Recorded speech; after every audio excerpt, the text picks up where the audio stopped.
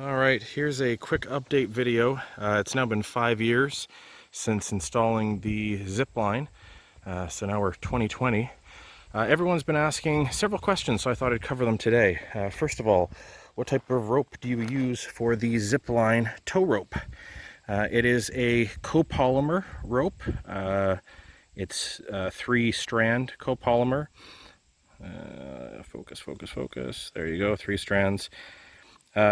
Strong, very strong. It has something like a 4,000 pound braking strength, or 3,900, something like that.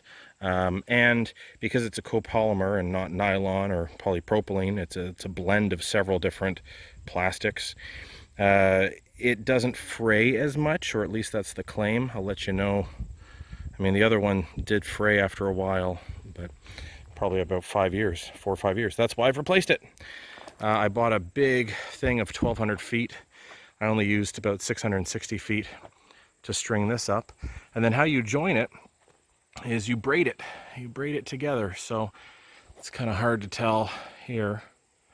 You guys can look at YouTube videos on that, on how to braid 3-strand wire or rope. But that's how we did it. I'm going to take you guys up to the Zipline platform. But before I do that, actually, a lot of other people have been asking about the braking system. Let me get up top so I can show you the braking system a little bit better. Okay, so I'm as close as I can get without getting onto a ladder. It's still a little tricky to see. I've got a wood block, and the wood block has a hole in it, and yes, the Zipline aircraft cable or galvanized steel rope does go through the wooden block. But the wooden block doesn't have much integrity and support to it. So I've actually got a metal U-bolt that is completely going, imagine it going around that steel cable. So even if that wood block isn't there or completely shatters, I don't know if you can see in the back, I actually have a shackle with as a backup, that yellow bungee. But anyway, the wood provides very little strength. It's there to soften the impact when the Zipline trolley comes into contact with it. On each side, I've got 1/2-inch marine grade bungee. There's 3 strands there and 3 strands there for a 6-strand total of 1/2-inch marine grade bungee. The outer sleeve of it is fraying. Again, it's been 4 or 5 years. So the outer sleeve is fraying. The actual bungee is still in good condition, but the outer sleeve has frayed. And that's okay, because I bought several hundred feet of it, so I can easily replace it. It is fastened to a tree on both sides to provide equal braking force. As far as the Zipline trolley, I've got several. This one is one that I purchased. I forget who it's made by, but I'm sure you'll be able to look it up. I paid like $45 or something for it, Canadian. And then to attach the Zipline trolley, I actually just have an axle strap. This is like an axle strap from Harbor Freight in the States or Princess Auto in Canada. It's like $3, something like that. And then you attach your harness to this, and it gives you some safety margins so your head and hair and hands don't touch the actual zip line. Some maintenance tips, by the way, for anyone that does have galvanized steel as their zip line. A lot of zipline companies don't recommend or don't advise you to lubricate the wire, and that's because they want to sell you more wire. You should, at least every other year, lubricate the actual steel cable with either an oil or a grease. And there's several reasons for that. It's not just so that the zip line can move freely on it, but the actual fibers of the cable, they flex and they rub on each other. Okay, now let's talk about some updates that I've done to the Zipline motor system. The first update is a new motor. So the other motor was 1.5 horsepower, 1700 RPM or 1750 RPM, whatever the spec is for that. Worked well, but with the configuration I've got here, which I believe these are 8-inch wheels, I'll check the diameter for them for you in a minute. It was sending us up the tow at 3 or 4 kilometers an hour, which was fine. It just wasn't that fun.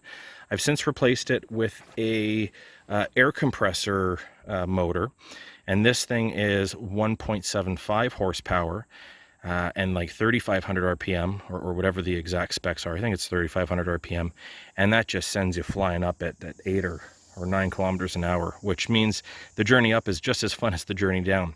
A few key things though for buying your motor. Number one, it needs to be a continuous duty motor. And what that means is it's meant to run and run and run, not just go in short bursts. They will get hot, so there does need to be a fan and some ventilation in it. The other thing is this also has a fuse, a thermal fuse, so if it does overheat, it will throw the fuse. I've simply wired mine into a plug so I can plug it in and out of extension cords without having to run power out here continuously. The other very important thing, let me move this rusted vice grip out, is I have a cover for it now, which covers it completely out of the elements, which is very important. Obviously, it's a motor. If you get water in it, even if it's drip proof or whatever, it will rust. So that cover is great. It keeps it protected. It also keeps things out of it. There's still components that will rip your hands off if you touch them, but that's very important to have a cover of some sort on it. And I've just hinged this thing. This was off of my old tire balancer, just the little hood that comes off the tire balancer. You can find this or any others, and I've trimmed it up to size. Thing number two that's very important, let me focus here. I used to have a solid union. Let me show you what's left of that solid union on my old motor system. There it is, and I had to hack it to bits and pieces. So here's what happened. After 5 years, and it being in somewhat of the elements, the two shafts had completely rusted inside, and I guess there was expansion and contraction and whatever, and it was on there like like something I've never seen before. I've got an auto shop. I work on a ton of stuff. I put a 10-ton, it's a body, like an auto body expander for damage repair. So I had the forks on it, trying to expand it with 10 tons of force. That didn't work. I put an oxyacetylene torch on it to heat it up red hot and tried to, that didn't work. I ended up just cutting it with a grinder in a number of spots. And even though I cut it with a grinder, there were pieces that were still fused on, and I had to whack the crap out of it with a mallet.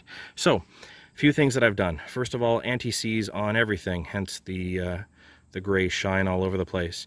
Number two, I've used these new union joints. They're a little bit more expensive, but I've got Allen bolts in them. So if the motor won't slide out or the worm gear won't slide out, I can just undo the Allen bolts and it will separate the two pieces, and then I can put a puller or put this into the press and actually press it out. Makes it much easier. I've done the same over there as well.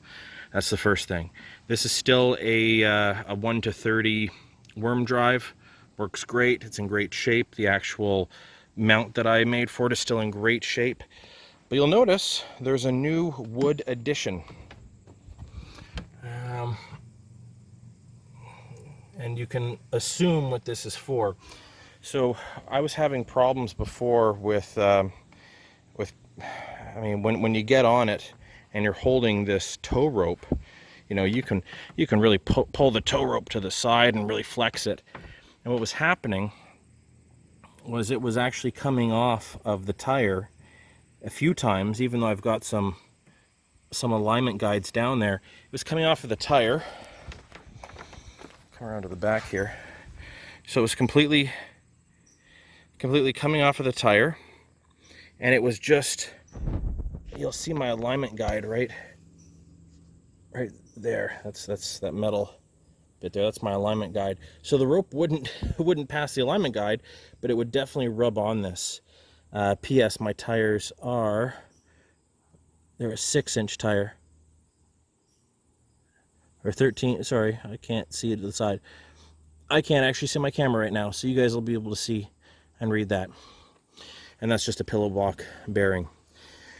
So now what I've done, you can see there, I've got for any of the sections where the rope is going in, I've got a 4 by 1.5 inch, or a 4 to 1.5 inch reducer on it from the plumbing store. So the rope is going in that one, and it's coming out that one, and that one is lined up as good as possible anyway with the center line of the wheel.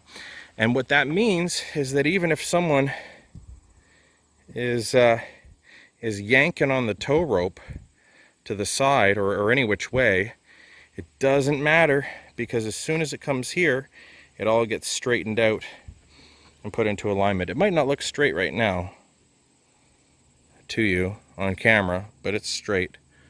So it doesn't matter what happens up there. It's all good here. Just to show you how quick this thing moves and boogies now, I'm going to plug it in, and you can hear it run. And again, I'm just using an extension cable.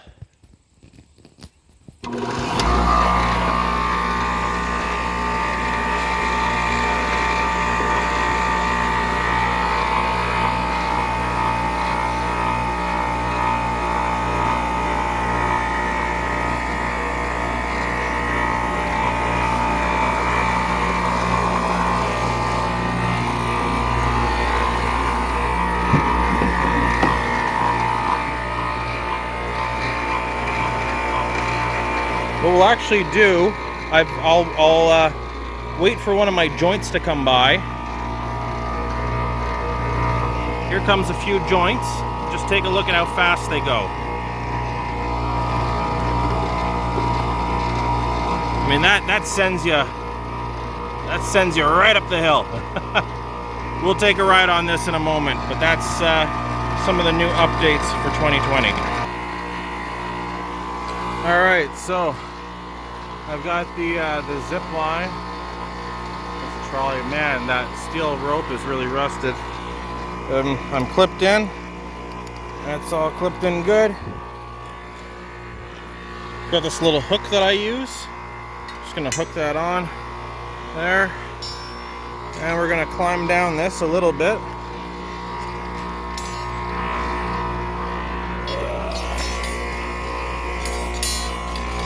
Oh yeah. Okay.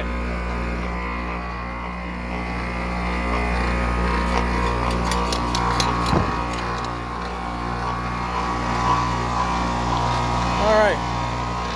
I'm gonna grab that rope. My apologies, I'm just trying to hold on while I've got the camera.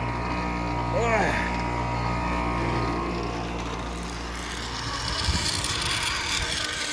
Woo! I mean, that just pulls you along. Okay, I need to cut this tree. Hit me in the face. Woo! This is quick.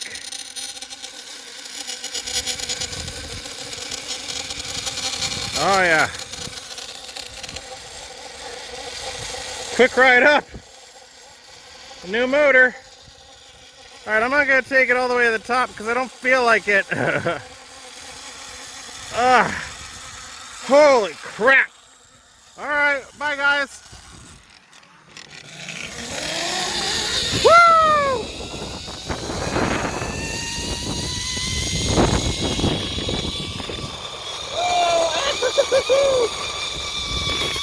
Woo! Yeah! Oh!